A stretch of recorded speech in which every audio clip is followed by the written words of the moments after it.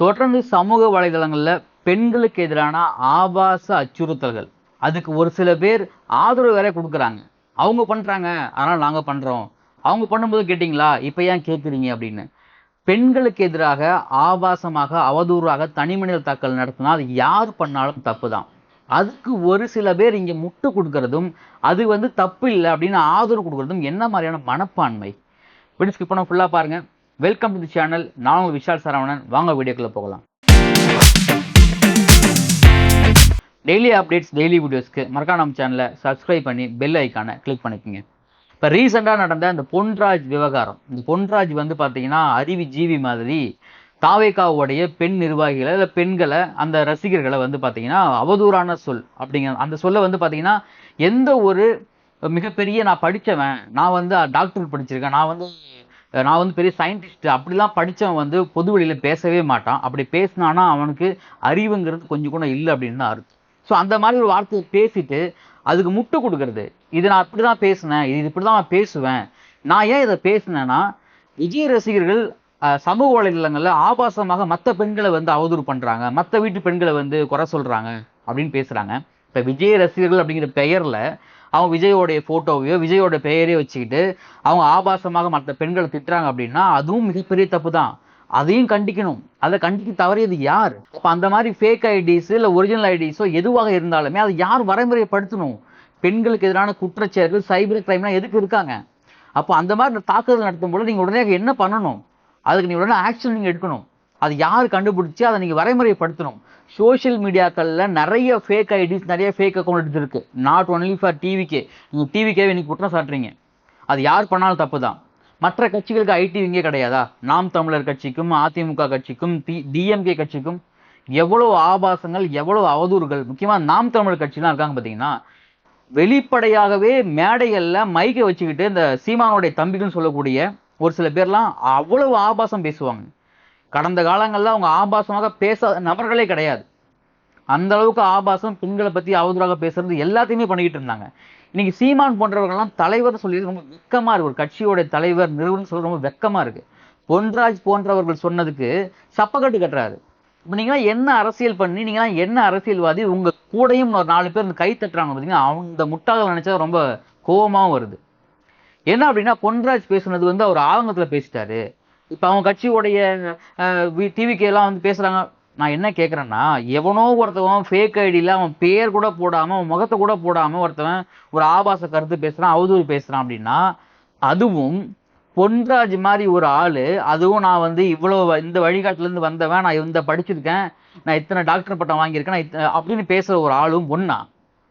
அப்போ யார் பேசுனா சமூகத்தில் இம்பாக்ட் ஏற்படும்? பொன்ராஜ் மாதிரி ஆட்கள் வெளியில் உட்காந்துக்கிட்டு பொது வெளியில் ஊடகங்களில் யூடியூப் சேனலில் பேட்டி கொடுக்குறாங்க. அப்போ எது இங்கே மிகப்பெரிய தண்டனையாக பார்க்கப்படும்?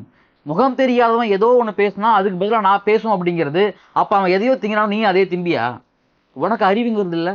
நீ மனுஷன் தானே, நீ சோறு தானே திங்கிற அப்படின்னு கேள்வி கேட்க தோணுமா, தோணாதா? இப்போ இந்த மாதிரி ஆபாச அரசியல் பண்ணுறவங்கள முக்கியமாக அந்த சமூக வலைதளங்கள் ரொம்ப டாக்ஸிக்காக இருக்குது, ரொம்ப ரொம்ப டாக்ஸிக்காக இருக்குது. இப்போ நான் பேசணும் போது கூட வச்சுங்களேன், என்ன திட்டுறவங்க கூட எப்படி திட்டுவானா, ஒரு வீட்டில் இருக்கிற பெண்களை மையப்படுத்தி தான் திட்டுறானுங்க. அப்போ நீங்களாம் ஆபாசத்தை பற்றி பேசுகிறீங்களா? அப்போ முதல்ல நீங்கள் ஒழுங்காக இருங்கடா, நீங்கள் ஒழுங்காக இருங்க. மற்றவங்களை பற்றி எப்படி பேசணும், மற்றவங்களை பற்றி நீ இந்த காலகட்டத்தில் ஒரு ஆணை திட்டணும் அப்படின்னாலே என்ன பண்ணுறானுங்கன்னா, பெண்களை தான் முதல்ல எடுக்கிறாங்க. பெண்களை வச்சு தான் ஒரு ஆணை திட்டணும்னு நினைக்கிறானுங்க. அப்போ என்ன மாதிரியான ஒரு மனக்குறைவு உங்களுக்கு இருக்குது? ஏன் இவ்வளோ ஆதங்கம் அப்படின்னா, சோஷியல் மீடியா பக்கம் போக முடியல, அவ்வளோ ஆதங்கம்லாம் இருக்குது. ஏன் பெண்களை இந்த அளவுக்கு வசைப்படுவீங்களா நீங்கள்? இப்போ நம்ம தான் சமூக நீதி பேசுகிறோம், நம்ம தான் பெண்ணியம் பேசுகிறோம், நம்ம தான் எல்லாத்தையுமே பேசுகிறோம். தமிழ்நாடு மிக சிறந்த மாநிலம், மெச்சூர்டான ஸ்டேட். நம்மளாம் தாய் குழந்தை தெய்வம் மதிக்கிற ஸ்டேட்டு. ஆனால் சோஷியல் மீடியாவில் அப்படியே டோட்டலாக வேற மாதிரி இருக்கு. நான் திரும்பவும் சொல்கிறேன், டிவிகே சேர்ந்தவர்கள், டிவிகே கட்சின்னு சொல்கிறவங்க யார் பேசினாலுமே, பெண்களை பற்றி பேசினாலுமே மிக கொடூரமான தண்டனைக்கு உள்ளாக்கப்பட வேண்டும். இந்த மாதிரி தப்புகள் திரும்ப செய்யக்கூடாது. ஆனால் அதை வச்சுக்கிட்டு நான் பெண்ணியம் பேசுகிறேன், நான் இன்னைக்கு நான் டிவிக்கு மேலே சார் நான் கேஸ் கொடுக்குறேன், சரி இவங்க பேசியிருக்காங்களே, அவங்க பேசுறது பிரச்சனை இல்லை, ஆனால் இவங்க பேசுறது தான் பிரச்சனை, மாதிரி இதுக்கு ஆக்ஷன் எடுங்க அப்படின்னு சொல்ல. பெண்களே பெண்களுக்கு ஆதரவாக இல்லாமல் பெண்களுக்கு எதிரான குற்றங்களுக்கு சப்போர்ட் பண்ணுறதை நினைச்சாதான் இந்த சமூகம் எவ்வளோ சீர்கேடாக போயிட்டு இருக்கு அப்படின்னு தோணுது நமக்கு. இதில் டிபேட் வரையும் பண்றாங்க ஒரு சில பேர் உட்காந்துக்கிட்டு, இது வந்து பொன்ராஜ் பண்ணது வந்து சரி தப்பு கிடையாது அப்படின்னு. நீங்களாம் உங்க வீட்டில் இருக்கிற பெண்களை வந்து இப்படி பேசினா எப்படியா டிபேட் பண்ணுவீங்களா? அப்போ நமக்கு வந்தா ரத்தம், மற்றவங்க வந்தா தக்காளி சட்னியா? என்ன இது நியாயம் இது? என்ன இது அநியாயம் இது? இப்போ இதை வந்து சமூக வலைதளங்களை யூஸ் பண்றவங்கள முதல்ல நடைமுறைப்படுத்தணும். நாங்க ரொம்ப நாளமா சொல்லிட்டு இருக்கோம். நம்ம வீடியோ தொடர்ந்து பார்க்கணும், நல்லாவே தெரியும். சமூக வலைதளங்கள் நம்ம வந்து சோஷியல் மீடியா, அது ஃபேஸ்புக், இன்ஸ்டாகிராம், வாட்ஸ்அப், அது எந்த வித பிளாட்ஃபார்மா இருந்தாலும் சரி, எக்ஸ் உட்பட சொல்றேன் நான். அப்ப அதை யூஸ் பண்ற வரைமுறை ஏற்படுத்தணும். ஐடென்டிஃபிகேஷன் பண்ணுங்க, வெரிஃபிகேஷன் பண்ணுங்க, கேஒய்சி வெரிஃபிகேஷன் பண்ணுங்க. எல்லா கையிலயும் ஆதார் கார்டு இருக்கு, எல்லார் கையிலயும் ஓட்டர் ஐடி இருக்கு. இத்தனை வயதுக்கு மேற்பட்டவர்கள் தான் பயன்படுத்தணும், இத்தனை ஐடிக்கு மேற்பட்டு தான் பயன்படுத்தணும், அதுக்கு நீங்க இந்த ஆவணங்களை கொடுக்கணும், அதை கொடுத்து தான் அக்கௌண்ட் கிரியேட் பண்ண முடியும் அப்படின்னு வரைமுறை கொண்டு வாங்க. அதையும் கொண்டு வர முடியல உங்களால. ஏன்னா அது அவங்களுக்கும் பாதிப்பு ஏற்படும். இப்ப மற்ற கட்சி பண்றாங்கன்னா அவங்க கட்சி தானே பண்றாங்க. இப்போ ஏடிஎம்கேயும் பண்றாங்க, டிஎம்கேயும் ஐடி விங் இருக்கு, ஏடிஎம்கே ஐடி விங் இருக்கு, டிவிகே, என்டிகே, ஐடி விங் இல்லாத கட்சிகளே கிடையாது. தேசிய கட்சியில இருந்து லெட்டர் பேட் கட்சி இருக்கு, எல்லா கட்சிக்கும் ஐடி விங் இருக்கு. அப்ப எல்லாரும் இதை பண்றாங்களே, அப்ப அனைத்துக்குமே ஒரு முட்டுக்கட்டை போடணும் அப்படின்னா வெரிஃபிகேஷன், கேஒய்சி வெரிஃபிகேஷன் பண்ணுங்க. சோசியல் மீடியாவை பயன்படுத்த நடைமுறை கொண்டு வாங்க, ரெஸ்ட்ரிக்ஷன் ஏற்படுத்துங்க. நம்ம என்னென்னமோ பண்றோம். யாருக்கு எதிராக கருத்து சொன்னாவோ உடனே அவன் எங்க இருக்கான், என்ன பண்ணான்னு தூக்கி உடனே எடுத்து உள்ள வைக்கிறோம். நம்ம அந்த அளவுக்கு ஆக்ஷன் எடுக்க முடியுது நம்மளால சைபர் கிரைம்ல. அப்படியே இதெல்லாம் பண்ண முடியல. ஒருத்தன் வந்து அவ்வளோ அசால்ட்டா இருக்கான். நான் பெண்களுக்கு எதிராக என்ன வேணா பேசுவேன், அதை பேசிட்டு நான் வந்து திரும்ப உட்காந்து நான் வந்து முட்டு கொடுப்பேன். எந்த தைரியத்துல பண்றான் அவன்? அவன் பின்னாடி நான் வந்து இவ்வளவு சப்போர்ட்ஸ் இருக்கு எனக்கு அப்படின்னு காமிக்கிறான்.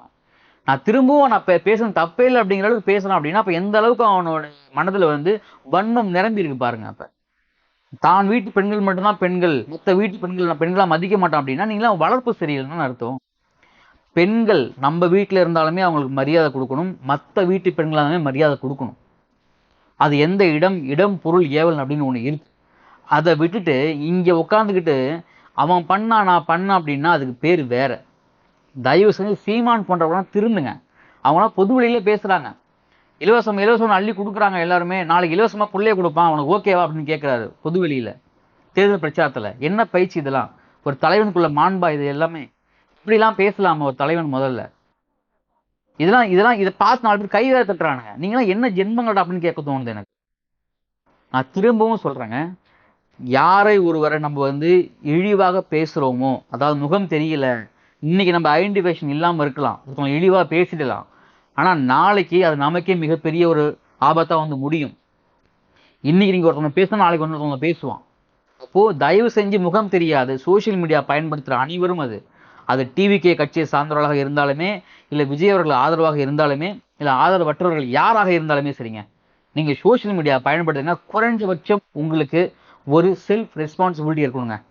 நம்ம வந்து இவங்களுக்கு நம்ம வேலை செய்யறோம், இந்த ஐடி நம்ம வேலை செய்யறோம், அவங்க இதை பண்ண சொல்றாங்கன்னா அதை யோசிங்க. இதை நம்ம பண்ணலாமா, பண்ண வேணாமா, இதனால நமக்கு என்ன பாதிப்பு ஏற்படும், இதனால ஆப்போசிட் பர்சன்ஸ் எந்த அளவுக்கு பாதிக்கப்படுவாங்க, ஒரு பெண்ணா இருந்தா அவங்க மனநிலை என்னவாக இருக்கும்?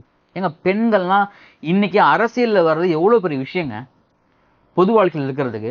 அது எந்த கட்சியாக இருந்தாலுமே சரிங்க. அப்ப அந்த மாதிரி வெளியே வரவங்கள நீங்க இந்த மாதிரி ஆபாசங்களை வச்சு நீங்க வந்து வசை பண்ணீங்கன்னா அவங்களுடைய ஃபியூச்சர் எப்படிங்க இருக்கும்? அதுக்கடுத்து வரவங்க அடுத்த ஜென்ரேஷன் எப்படிங்க வெளியே வருவாங்க பயம் இல்லாம? இத்தனை ஆண்டு காலமாக போராடி பெண்கள் இப்பதான் எல்லா இடத்துலயும் வந்து நிக்கிறாங்க. ஆனா அதையவே நீங்க முட்டுக்கட்டு போட்டு தடுத்துட்டீங்க போலயே. ஏதோ ஒருத்தவங்க பிராண்ட் பண்ணி. தயவு செஞ்சு சொல்றேன், எல்லாருமே ரெஸ்பான்சிபிலிட்டி எடுத்துக்கங்க. அனைவரும் பண்றதும் தப்பு தான். அந்த ரெஸ்பான்சிபிலிட்டி அனைவரும் எடுத்துக்கங்க. பொன்ராஜ் போன்றவர்களெல்லாம் தயவு செஞ்சு ஆக்ஷன் எடுங்க. அப்படி ஆக்ஷன் எடுத்தாதான் நாளைக்கு இன்னொருத்தவங்க வந்து பேச மாட்டான். அப்பதான் இன்னும் அனைவருக்கும் பயம் இருக்கும். பெண்களை பத்தி அவதூறாக சோசியல் மீடியாக்களை பேசுறவங்களுக்கு எஸ்வி சேகர் போன்றவர்கள், பொன்ராஜ் போன்றவங்க பயம் அப்பதான் வரும்.